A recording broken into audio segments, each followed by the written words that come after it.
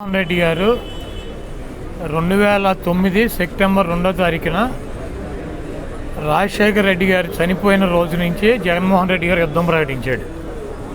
సోనియా గాంధీతో ఢీకొట్టి, చంద్రబాబుని ఢీకొట్టి 16 నెలలు జైలు జీవితం అనుభవించి ఈ రాష్ట్రంలో తెలుగుదేశం పార్టీకి, కాంగ్రెస్ పార్టీకి డిపాజిట్లు పోగొట్టి కాంగ్రెస్ పార్టీని ఈ రాష్ట్రంలో కూకటి వేళ్లతో సహా పెగిలించి చంద్రబాబు నాయుడు 40 సంవత్సరాల అనుభవం ఉన్నటువంటి వ్యక్తిని 23 సీట్లకు పరిమితం చేసి 151 సీట్లతో పవన్ కళ్యాణ్ని 2 చోట్ల కూడా చిత్తుగా ఓడించి చంద్రబాబు నాయుడు తనయుడు లోకేష్ని మంగళగిరిలో మట్టి కరిపించి ఆయన అభ్యర్థుల మీద వీళ్ళని ఓడించి ఈ రాష్ట్రంలో ముఖ్యమంత్రిగా జైత్రయాత్ర జగన్మోహన్ రెడ్డి గారు కొనసాగిస్తున్నారు.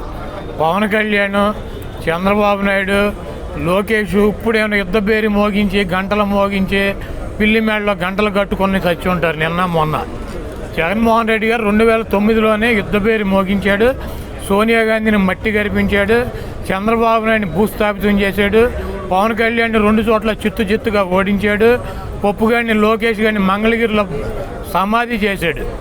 అది పరంపర కొనసాగుతూనే ఉంది. జగన్మోహన్ రెడ్డి గారు ఈరోజు యుద్ధ బేరి మోగించడం కాదు, 2009లోనే మోగించారు.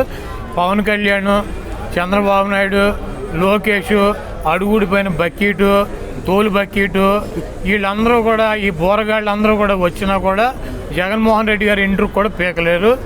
గతంలో కూడా చెప్పాం, మాకు వైఎస్ఆర్ కాంగ్రెస్ పార్టీకి జగన్మోహన్ రెడ్డి గారు చేసేటువంటి సంక్షేమ కార్యక్రమాలు, అభివృద్ధి కార్యక్రమాలు ఈ రాష్ట్ర ప్రజలు గెలిపిస్తారు. మిగిలినట్టు 50%, బీజేపీకి 1%, కాంగ్రెస్కి 1%, పవన్ కళ్యాణ్కి 3%, చంద్రబాబుకి 40% ఇట్లా ఉంటాయి. వీళ్ళందరూ కలిసినా కూడా ఓటు ఏమి ట్రాన్స్ఫర్ అయ్యేటువంటి పరిస్థితి ఉండదు. చంద్రబాబు నాయుడు విచిత్రంగా మాడుతూ ఉంటాడు. 420 నా కొడుకు అనమాటాడు చంద్రబాబు గారు అంటేనే ఆడు 420 గాడు. ఎందుకంటే జగన్మోహన్ రెడ్డి గారు అభ్యర్థులను మారుస్తున్నాడంట. ఎంఆర్ఓలకి ట్రాన్స్ఫర్లు ఉంటాయి, అధికారులకు ట్రాన్స్ఫర్లు ఉంటాయి, ఎమ్మెల్యేలకు కూడా ట్రాన్స్ఫర్లు ఉంటాయి అంటాడు. మరి వీడి 420 గాడు 78లో కుప్పంలో పోటీ చేశాడు, చంద్రగిరిలో పోటీ చేశాడు 78లో కాంగ్రెస్ పార్టీ తరఫున. కుప్పం నుంచి చంద్రగిరి 110 కిలోమీటర్లు. ఈయన పోటీ చేసిన చంద్రగిరి నుంచి కుప్పం 110 కిలోమీటర్లు, కర్ణాటక బోర్డర్లో, తమిళనాడు బోర్డర్లో ఉంటుంది అది. మరి వీడు ఎట్టా ట్రాన్స్ఫర్ అయ్యలేడండి చంద్రగిరి నుంచి కుప్పం? వీడు ఆఫీసరా, వీడు అధికారా, వీడు ఎమ్మెల్యేకి వెళ్ళలేదా? అన్ని సొల్లు నా కొడుకు, సొల్లు మాటలు, సొల్లు నా కొడుకు అనమాట. నా ట్రాన్స్ఫర్లు ఉంటాయని నాకు తెలియదు. విచిత్రంగా ఈడే కదా అసలు ట్రాన్స్ఫర్ ఎప్పుడు 89లో వెళ్ళాడు, 30 సంవత్సరాల నాడు వెళ్ళాడు ఈ ట్రాన్స్ఫర్ అయ్యి చంద్రగిరి నుంచి కుప్పం. మరి వీడు కొడుకు అక్కడ మంగళగిరిలో స్కూల్లో చదువుకున్నాడా? వీడు ఊరు మంగళగిరా, లేకపోతే వీడు పుట్టింది వీడు పెరిగింది మంగళగిరా? మరి ఈడేట వచ్చాడు పప్పు నా కొడుకు మంగళగిరి పోటీ చేయటానికి ట్రాన్స్ఫర్ అయ్యి రాలేదా?